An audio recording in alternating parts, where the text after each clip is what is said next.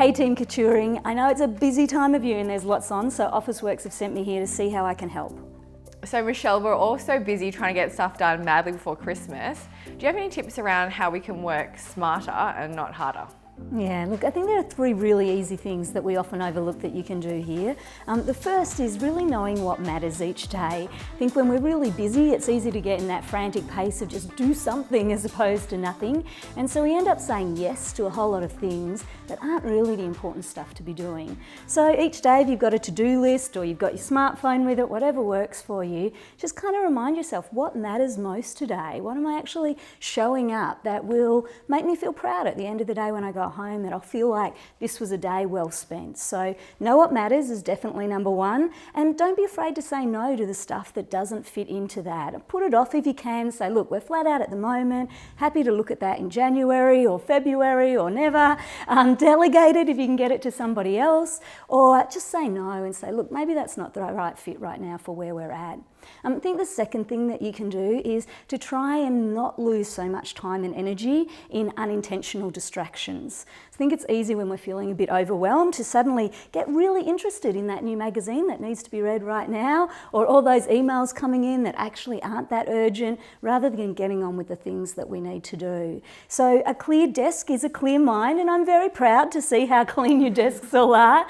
Good bits of storage to get things sort of off, folders to keep things filed in and organised can be a really helpful way to just make sure you're focusing on doing the things that matter rather than getting distracted in the chaos or the clutter and other things. I try and have a rule of touch everything once. So if something's in my hand, I put it away where it's meant to go rather than putting it there to be filed later, which means I have to touch it again. So this is another little one that you can use. I think probably though one of the most important is that often as we get busy, we start to let go of some of the really basic things that keep us productive. And those are generally stop eating so well, much easier to have takeout at our desk, or not even to eat a proper meal at all. We forget to drink the water, which I know is a big one for you, Lisa. We stop moving so much, we miss that exercise class, or we don't get out for a walk or a run, and we sleep less. And one of the studies that always amazed me on that front was that if you lose 90 minutes of sleep at night, because I was always a great one for going, I'll just get this one more thing done, and then I'll feel so much better tomorrow when I wake up. But losing 90 minutes of sleep means that we're about a third less productive the next day. So while I thought, I'll be more productive if I've got this done, the opposite was actually happening. And in fact, one study found that if you lose 4 hours of sleep a night, it's like going to work the next morning having drunk a 6-pack of beer. So don't skimp on the sleep. We know 95% of us need about 7 to 9 hours of sleep a night. We need to move regularly. Our bodies sit for way too long. When you're sitting for a long period of time, all the blood's gone down into your bottom and away from your brain, so you're generally not as productive.